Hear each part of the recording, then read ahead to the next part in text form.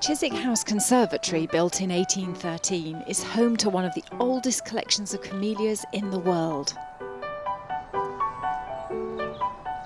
At the time, this was the longest conservatory ever built, and it was used to house fruit, peaches, figs and pineapples. But once camellias started to flood into Britain from China, well then it was devoted to these exquisite and doubtless very expensive plants. The camellias in the conservatory are very rare and very old. They're all japonicas that descended from some of the earliest specimens that came to Britain nearly 200 years ago.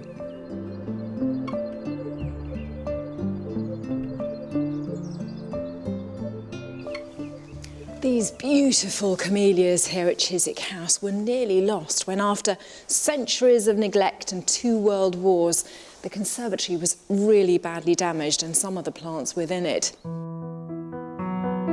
4 years ago, with lottery funding, the camellias were rejuvenated and their home carefully restored around them. Head gardener Fiona Crumley was responsible for nursing the plants back to health. Fiona, how do we know that these camellias are so old?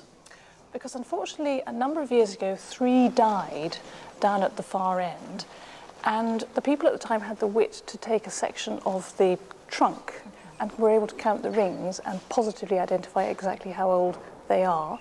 So we now know that, roughly speaking, a trunk size of about this diameter is somewhere around about 1830. So these might be some of the original plants that came in at that time? Yes, they were coming in with sea captains, and there are lovely sort of romantic stories of them arriving here in the UK and then being distributed to nurserymen for large sums of money. And there was a particularly famous nurseryman at Vauxhall Cross called Chandler, and he produced this wonderful catalogue of the varieties available in 1831. Elegans is here, as are 15 other varieties of that particular period. Why is this particular collection here at Chiswick so important? For 2 reasons. One, because it represents a collection that is still under glass. On the whole, once it was discovered that they were hardy, most people took them out of their glass houses and grew them outside. And secondly, because it's a lovely demonstration of varieties of a particular period, in that we know these were planted sort of 1830 to 1850 here, but for some reason these have never been adulterated by more modern varieties. What are the really special plants that you have here? Well, one of the really special ones is this one, Middle Mists Red. And this was introduced into this country early in the 1800s and went to a local nurseryman called John Middlemist, who was based at Shepherd's Bush, so not very far from Chiswick at all. And the interesting thing about this one is, as far as we know at the moment, there are only 2 in the world. This one here and one in North Island, New Zealand. Why so few of them? Well, that's the mystery we've yet to unravel. It could be because they're difficult to propagate, but that might have been a key feature of why it is so rare at the moment.